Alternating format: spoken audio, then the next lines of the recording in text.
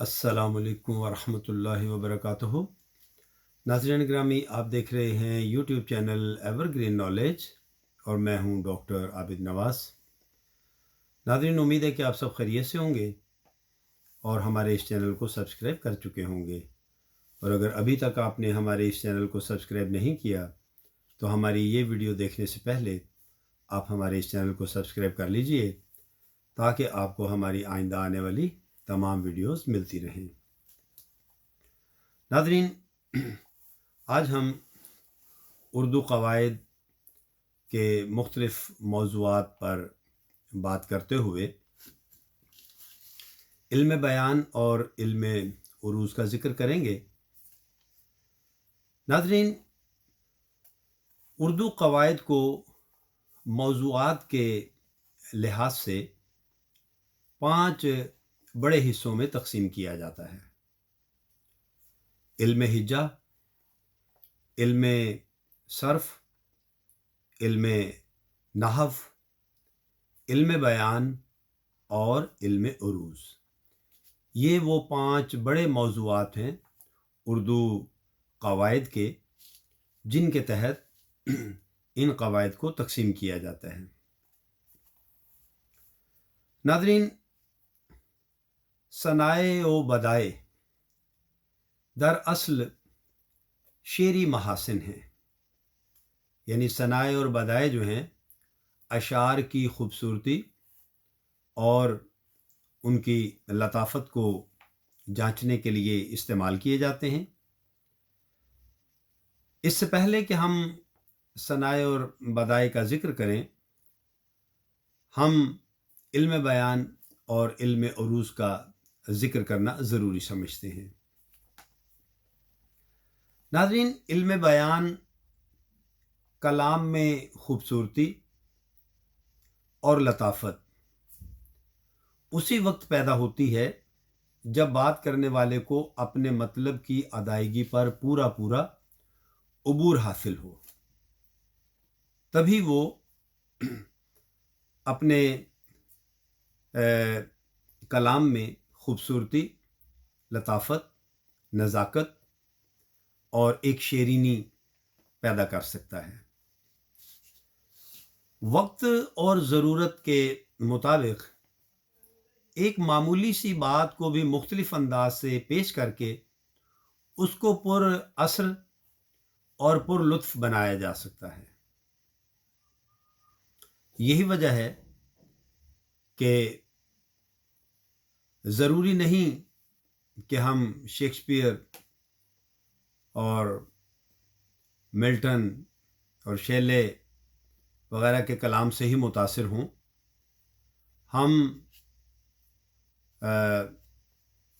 ہیر وارث شاہ اور کلام بابا بلے شاہ سے بھی لطف اندوز ہو سکتے ہیں، کیونکہ ان بزرگوں نے بھی اپنے کلام میں موقع محل کے مطابق الفاظ، تشبیہات، استعارات اور کنائے وغیرہ کا بہترین اور پر اثر استعمال کیا ہے۔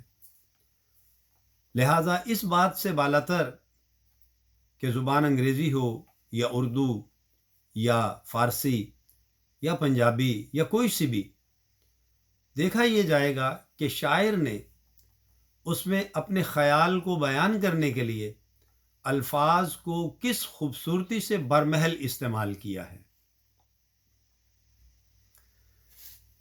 اسی طرح ناظرین،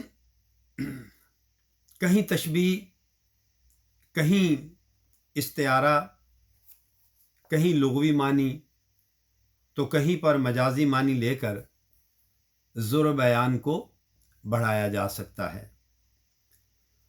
اسی اسلوب کو علم بیان کہا جاتا ہے۔ علم بیان میں ناظرین الفاظ کے معنی سے بحث کی جاتی ہے۔ ایک ہی لفظ مختلف جگہوں پر مختلف معنی و مفاہیم دیتا ہے۔ اسی طرح تشبیہ، استعارہ، مجاز اور کنایہ وغیرہ علم بیان کے دائرے میں आते हैं।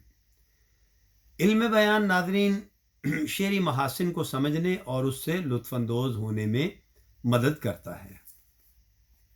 अब हम बात करते हैं इल्म उरूज़ की। नाज़रीन, इल्म उरूज़ एक फ़न है जिससे अशार का वज़न यानी उनके मौज़ू या ना मौज़ू होने का पता चलता है। इल्म उरूज़ का मूजिद खलील इब्न अहमद है जो अरब का रहने वाला था और उसने शायरी में 15 औज़ान मुकर्रर किए और हर वज़न का नाम बहर रखा, मसलन बहरे रमल, बहरे रज्ज़ और बहरे कामिल वगैरह। नादरीन, इल्म उरूज़ का जानने वाला शेर के दोनों मिसरों के वज़न को देखकर बता सकता है कि ये शेर मौज़ू है या गैर मौज़ू। शेरी वज़न नापने के तरीक़े को तख्ती कहते हैं। तख्ती के लफ्ज़ी मानी है टुकड़े टुकड़े करना या किसी चीज़ को तोड़ना, हिस्सों में तकसीम करना।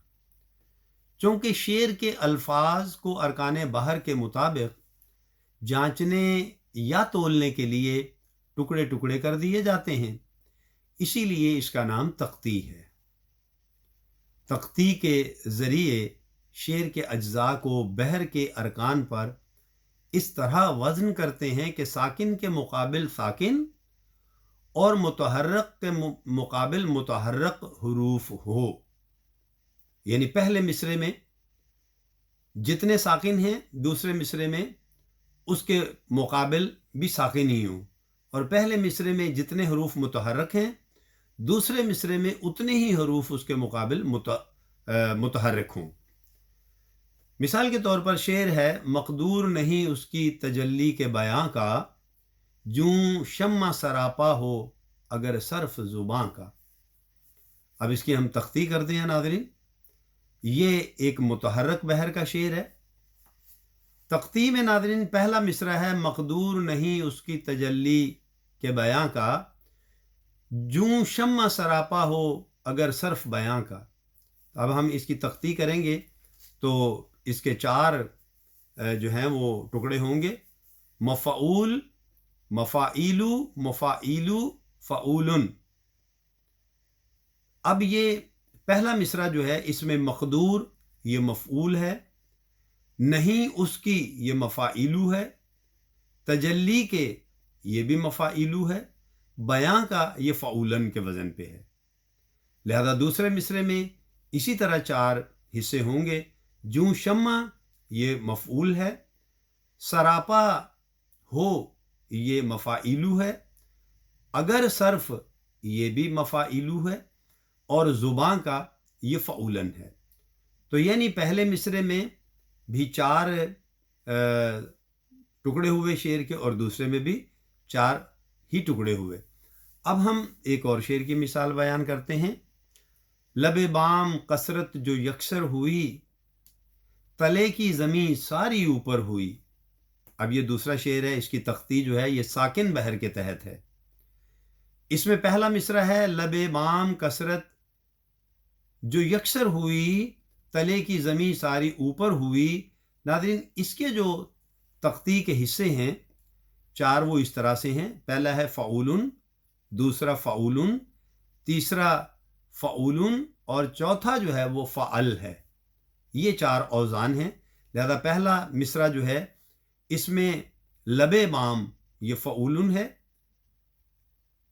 कसरत ये फ़ऊलुन है, जो यकसर ये भी फ़ऊलुन है, और हुई ये फ़अल है।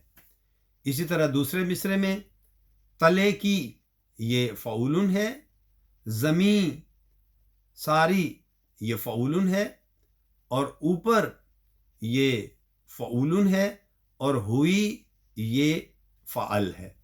तो इस तरह ये चार औज़ान पहले मिसरे के और चार ही औज़ान दूसरे मिसरे के हैं। लिहाजा नाज़रीन, शेर का वज़न मालूम करने के लिए कुछ अरकान मुकर्रर किए गए हैं। उन अरकान की तकरार से जो ख़ास वज़न पैदा होता है उसे बहर कहते हैं।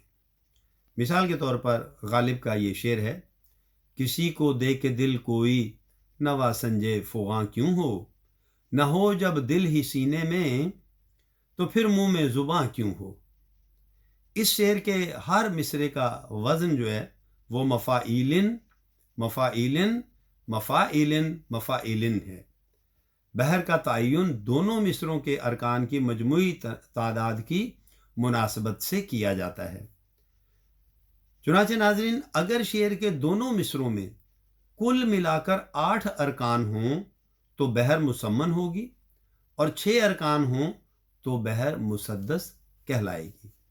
ایک وضاحت کر دوں کہ یہ جو اشعار کی تختی کرتے ہوئے میں نے الفاظ وہاں پر وزن بولے ہیں، وہ وزن نہیں ہے، اصل میں ارکان ہیں۔ تو یہ ذہن میں رہے کہ اگر شعر کے دونوں مصروں میں کل ملا کر 8 ارکان ہوں تو بحر مسمن ہوگی، اور اگر 6 ارکان ہوں تو بحر مسدس کہلائے گی۔ تو ناظرین، آج کے لیے اتنا ہی۔ امید کرتے ہیں کہ ہمارے ناظرین کو ہمارے آج کے لیکچر سے کچھ نہ کچھ سیکھنے کو ضرور ملا ہوگا، اور ہمارے ناظرین ہماری اس ویڈیو کو لائک کریں گے، شیئر کریں گے، ہمارے چینل کو سبسکرائب کریں گے، اور ہماری ویڈیوز کے بارے میں اپنی قیمتی رائے سے بھی ہمیں آگاہ کریں گے۔ تو ناظرین، اس کے ساتھ ہی ہم اجازت چاہتے ہیں۔ اگر حیات و صحت نے مہلت دی تو آئندہ ویڈیو کے ساتھ بہت جلد آپ کی خدمت میں پھر حاضر ہونے کی کوشش کریں گے۔ تب تک اپنا اور اپنے پیاروں کا بہت خیال رکھیے گا۔ اللہ ہم سب سے راضی ہو۔ فی امان اللہ۔